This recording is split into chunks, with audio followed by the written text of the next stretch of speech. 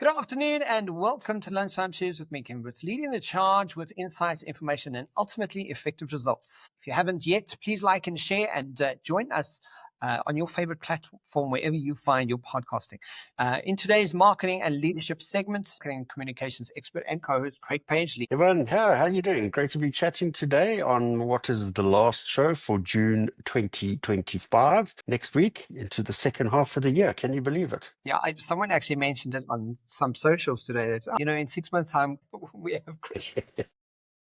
I was like, shit, I just had Christmas. Giving the completely, like it was literally, it's crazy. Craig, to start off today's show, give us a quick recap on an overview of last week's conversation. Yeah, Kevin, sure. So last week we shifted the topic of sustainability to a topic of consumer behavior in the first half of 2025. Quite appropriate considering, the second half commences next week. And really this is about what to expect as we enter the second half of the decade post the COVID-19 pandemic. Kevin, we covered the report titled State of the Consumer 2025, When Disruption Becomes Permanent, published on McKinsey.com on the 9th of June 2025. And again, as I mentioned last week, really very current information here.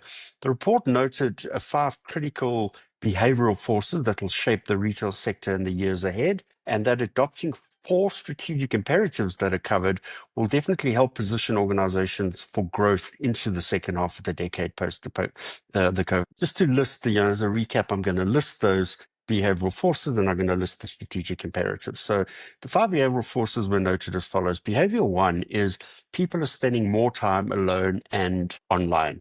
Behavior 2 is that digital channels win users, but not their trust. Behavior 3 is that Gen Z grows up and spends. Behavior 4 is that consumers lean local over global. We had some really good chats about that. Behavior 5 is that consumers solve the value equation in new ways. And then moving to the 4 strategic imperatives that, as I mentioned, will definitely help position organizations for growth. These are as follows. Strategic pillar 1 is get even closer to the consumer. Strategic pillar 2 is invest in revenue growth management, the RGM engine.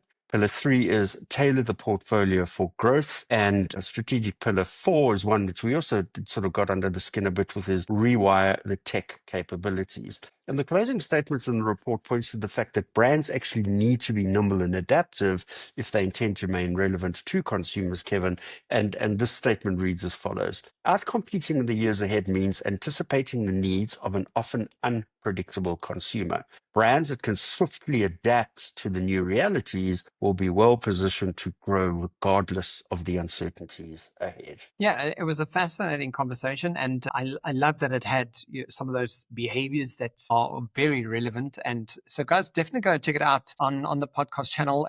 State of Consumer 2025: The Disruption Becomes Permanent. Quick, so tuning in today's conversation, what are we discussing today? Yeah, Kevin, so I did some investigations outside of the McKinsey report that we covered last week and came across a number of other behavioral forces that definitely, some of them we've heard of, some we've mentioned before, but never really got under the skin to discuss in detail. And these are sort of seen as fringe forces, but they definitely were worth enough for me to get into really investigating what they are. And I wanted to pick up on some of those today, Kevin. And interestingly, the first fringe force that we're going to cover today is that of the longevity era and age-driven innovation, and a fascinating topic. So you can see why I really wanted to bring these into the conversation. As lifespans are stretching towards 100 plus in age, Kevin, consumers in their 60s, 70s, and even 80s are actually driving development of age-friendly products and services, whether it's AI beauty mirrors that detect these micro expressions, to actual longevity clubs, which are offering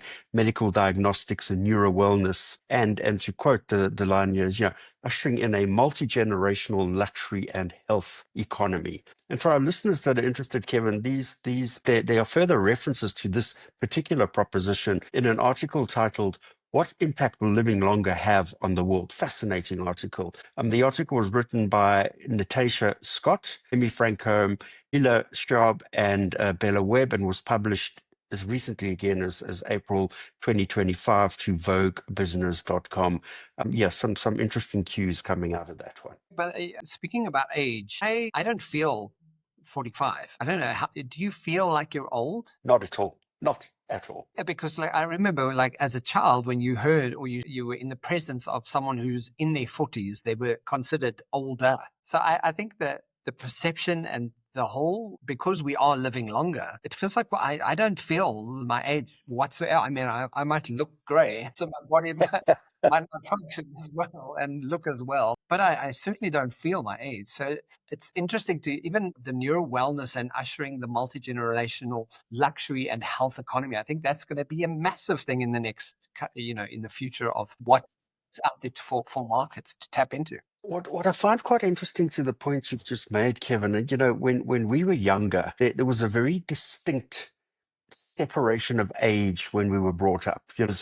Stayed out of sight, out of mind kind of thing, silent but not heard. And then, the teenage years were managed in a particular way. And then you had your parents and grandparents, and there was a very particular protocol when the family got together and, you all morphed into one beautiful homogenous realm of family connectivity.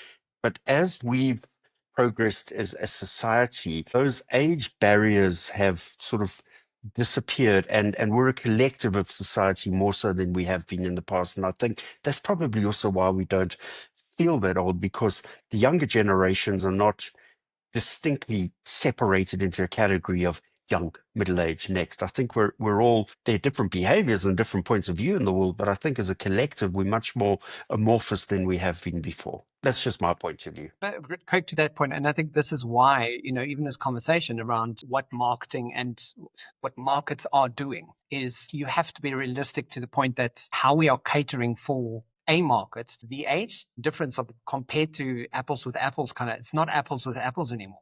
40 years ago is not the same as 40 today, and 40 Correct. in the future is not going to be the same. So that And the apples to apples becomes micro apples to micro apples, because within those age segments, as you know, the subsets of culture, the subsets of audience segmentation, and those kinds of things as well. Absolutely. it's fascinating, yeah. Yeah.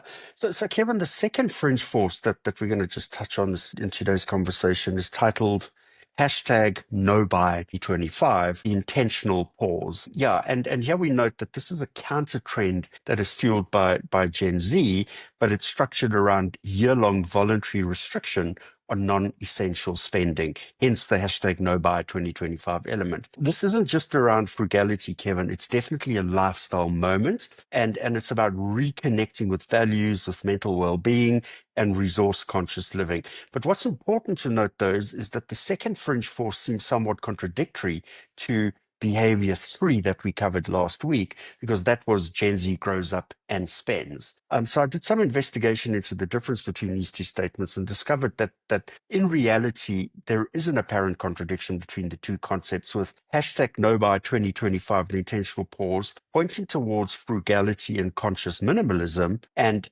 Gen Z grows up and spends points towards the generation that has come into earning power and is driving consumption. That said, though, Kevin, the two concepts actually aren't conflicting. They're actually merely, to quote, reflecting two sides of a maturing, complex generation navigating both economic anxiety and identity expression. So fascinating point, that one. Today, we were just in a conversation where we also saw stats from the banking industry that, how the boomers are actually leaving corporates and the Gen Zers are really climbing that ladder now. And there's this big gap that needs to be anticipated, and who's catering there and how is that impacting corporates, right? And how we function. But I think that to the point that it makes around the anxiety, the economic anxiety. Yes. I think that's a really big narrative that adds to this, based on the fact that it's expensive to be alive at the moment. Very much so. And identity expression, I think, is so fundamentally true. Again, as I was saying at the beginning of the conversation, as these age bands are sort of disappearing, in there, I think, is possibly some of the identity factor disappearing as well. Yeah, absolutely. So, yeah, Kevin, there's a really interesting term that describes this duality, and it's not a contradiction, it's contextual fluidity. And I really, really like that. And to this extent, the reality is that Gen Z is financially cautious due to student debt, inflation, and then, climate anxiety. They are selectively indulgent when spending aligns with their values. For instance, sustainable luxury, health tech, mental wellness retreats, small purges, and a definite, emotional return on investment. And they're pioneering intentional consumption, not blanket frugality or mindless indulgence. And all of this really means that they do a no-buy month to reset, but still invest in a Dyson Airwrap, which is hair shaping device, if it reflects the lifestyle they're building. So you can see it's about mindset readjustment, but also finding the components that really fit into this new mindset that they're trying to adopt and adapt. And just the word, the phrase contextual fluidity, that really just, it speaks to what, it's almost applicable to every area and every part of the world right now. What's interesting about the Gen Zs and millennials, I know we're mentioning Gen Zs right now, but I don't know if you've seen the mayor of New York has changed from a 60-year-old white male to a 33-year-old Muslim socialist. And I was like, there we go. Let's only mention it because it's New York. It's considered, one of the best city in the world kind of thing. But it's also at a micro level kind of showing you what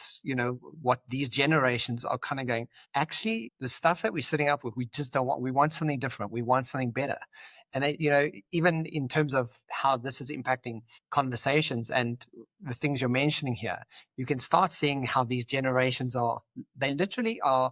And that's why I'm saying in the next 10 years, we're going to experience the world at levels and in ways we don't anticipate, because the older people are just going to move away. And I'm optimistic, which is a good thing.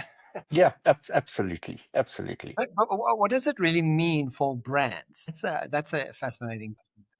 Yeah, Kevin, specifically in relation to this sort of duality concept, it means three simple things for brands. Firstly, it's designed for duality. Brands must offer both this ultra effective, essential approach, but also ensure that there's aspirational opportunity tiered to customers and consumers' needs. Secondly, and we talk about this a lot, narrative matters. The reality is that Gen Z will spend, but only if the product story justifies it, which measured in terms of quality, impact, or identity. And the third factor here is create space for pauses. And I like this one. Brands must build tools or content that actually help Gen Z opt out. For example, conscious checkout features slow shopping options while keeping consumers in the ecosystem. So opt-out doesn't mean you allow them to disappear. You keep them close to the mantle, but you just give them the chance for that momentary pause, both from a mental and from a spend investment point of view. But they have these opt-out pauses on almost every single platform that I'm subscribed to. And it's really clever because you're kind of going, well, I'm not using it as much as I'd like to. So, and then you go to the cancel subscription and it just kind of goes, okay, well, don't cancel. Let's just pause it for 3 months. And it kind of tricks your brain because you don't cancel. And you kind of like, maybe in 3 months I might use it again. So it's a really clever tactic to use. I like that. Yeah.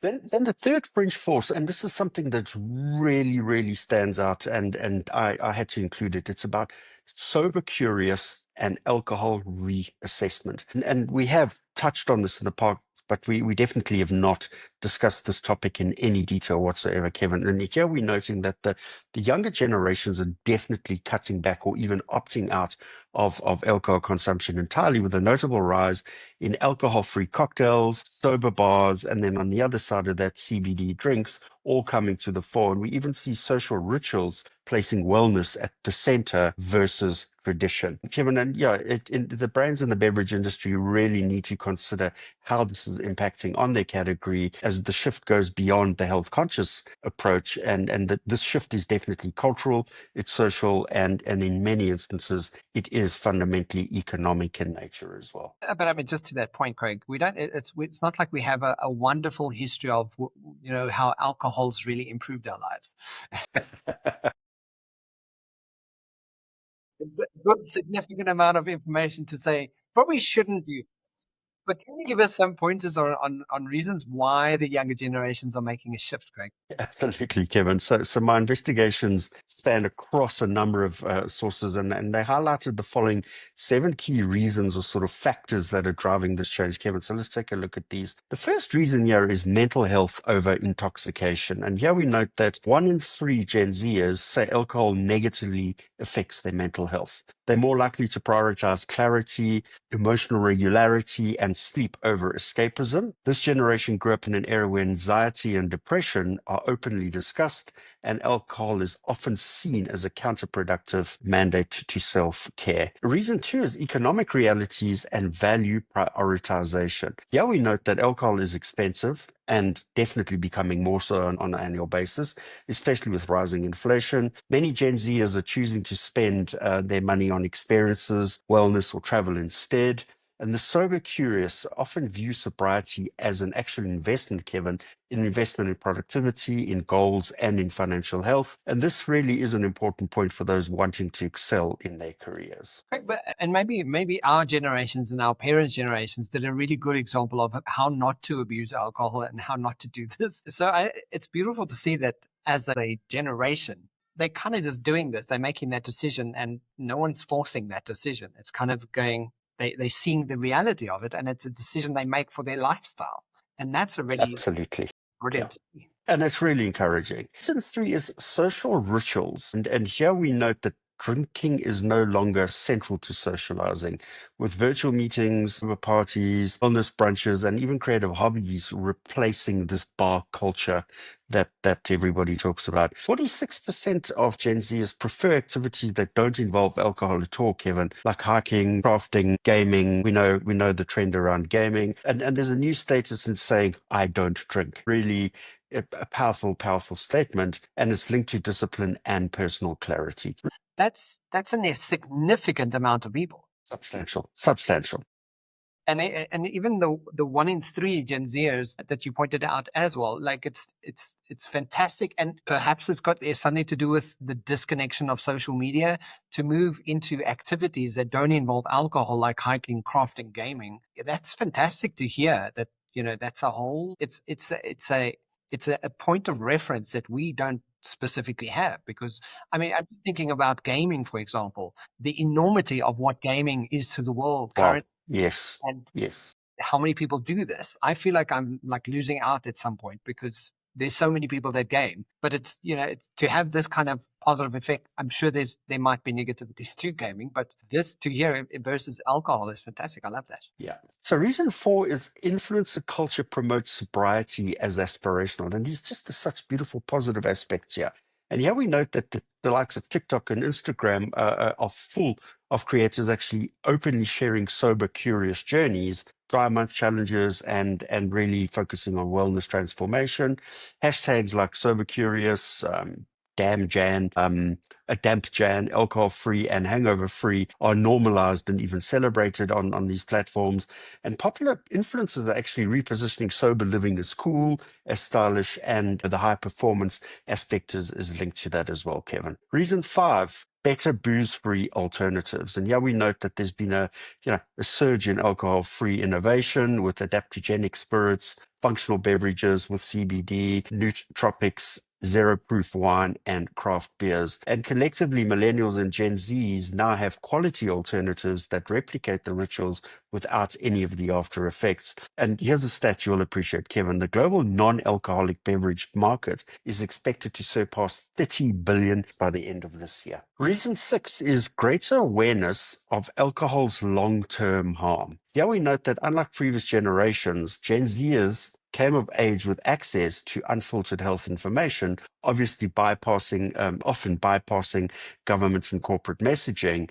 But now many are actively minimizing substance use, including the likes even of coffee and caffeine, nicotine and sugar, as part of this sort of biohacking or life optimization trend that we're seeing, Kevin. And then finally, in terms of the reasons here, reason seven is identity-driven consumption. Here we note that Gen Z in particular sees lifestyle choices as expression of their identity. And being sober isn't just about abstaining, it's actually a statement of values around agency, discipline, and authenticity. Yeah, and like you just mentioned, Craig, I think there is feel good information coming out of this content, because we both have kids, and we kind of go, you can just do that much as a parent, and you have to leave it to their own devices, and they kind of have to get up and go in the world. But if this is the kind of thing that we're noticing from a big segment of, because these are the examples that our kids have now. in the next 10 years. Hearing it from this Very, very, very much so. Yep, very, very much so. Kevin, there's one more standout fringe that I really, or at least fringe force that I really want to touch on before wrapping up the conversation. And it's an interesting one because we're quite familiar with it in South Africa. And this is this sort of the fourth fringe known as crowd shipping e-groceries. And it's especially prevalent in emerging markets like the continent of Africa, India, South America, etc. And in places like Africa and parts of Asia, consumers are definitely showing growing readiness to pay premiums for flexible on-demand grocery deliveries using crowdsourcing, indicating this rapid shift into urban logistics and last mile innovation. And I love that. When you're getting into the micro ability to change behavior in an industry, urban logistics and micro innovation. So, Craig, tell us what is crowd shipping? Check his 60/60, Kevin. That's crowd shipping in essence. It relates primarily to sort of meeting the rising consumer demand for fast, fresh, on-demand delivery, and especially in dense urban areas and emerging markets. And to expand on the definition, crowd shippers are actually gig workers who collect grocery orders from store or distribution points and deliver them directly to consumers, primarily on motorbikes. Again, the 60/60 proposition comes to fore there. And the crowd acts as an on-demand fleet. And you can go into any mall environment and you'll see there'll be 10, 15, 20 motorbikes with the bins on the back, and the guys are sitting waiting for the next call to come along. They're waiting. The packers in store are getting the product ready. So yeah, the crowd is there, and the on-demand fleet is just waiting to be actioned. And this practice is wrought with challenges, though, Kevin. It's really, we see it on a daily basis. Quality control, various service levels depending on who's delivering. Particularly when you get the aggregator brands, and the standardization of service expectations is not necessarily consistent, whereas the likes of the 60/60s, there's a particular expectation, and you are getting that in the majority of instances. Then workers' rights across this entire segment, often controversial due to lack of benefits and protection. And then logistics complexity. It's hard to track at times, difficult to manage, and really for the drivers, route efficiency at scale without strong tech is a challenge for them and really compromises them in many instances. Yeah, I mean, I love 60/60 because they deliver, but in the South, they do not deliver within an hour. Yeah, so the distribution hub is probably a big factor in that regard. Yeah, absolutely. They are Yeah.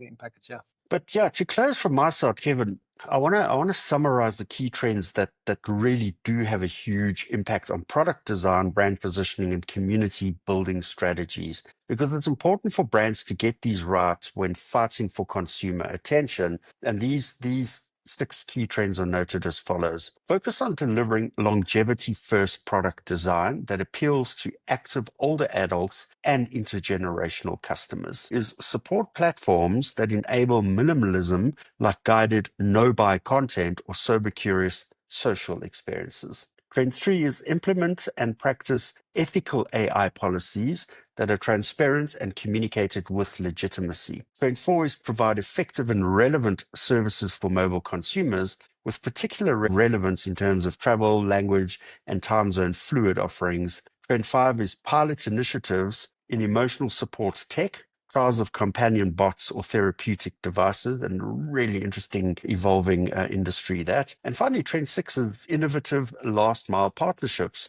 in emerging markets to capitalize on the likes of the crowd delivery that we've just covered. And that's it from my side today. Great. And I think just from my takeaway on what's really amazing to hear it from this perspective is the sober, curious, and alcohol reassessment that people are doing, and even just the fact that people are reconsidering that the impact that it has on mental states. People essentially, everybody wants to have a better life. Everybody wants to do well, and if alcohol impacts us to that degree, it's wonderful to see a whole generation kind of go, or at least almost 50% of them kind of go, Yeah, you know, absolutely. 26%, like this is not for me. It's not something I choose to go down that path. So it's really fascinating and really it's good to hear. But On the point of, what is the impact of living longer if we have to live longer in the world? A quote from M. Lewis says, the tragedy of life is not that it ends too soon, but that we wait so long to begin it. Oh, that's beautiful. Yeah, and it's That's beautiful. although we get to you kind of go, no, actually, let's just live life now. That's really cool. Yeah. Fantastic conversation, Craig. Thank you. I find this really, really informative, and yeah, like it's nice to hear it in this context. And we could do with some. And I love the fact that these are seen as fringe forces and fringe factors, but actually fringe is becoming center stage based on the enormity of the impact that these are having, Kevin. Yeah, and and the more it happens, the more it's going to impact. It's just going to have that ripple effect. Yes, this groundswell of continuum there, absolutely. All right, guys. So we'll be back with you next week in the new month. And for myself and Craig, please like and share. And every Wednesday and Thursday. For myself, Craig, have a fantastic week. Craig, I'll see you next week. You too. Thanks, Kevin. Look forward to it. First month of the second half of the year.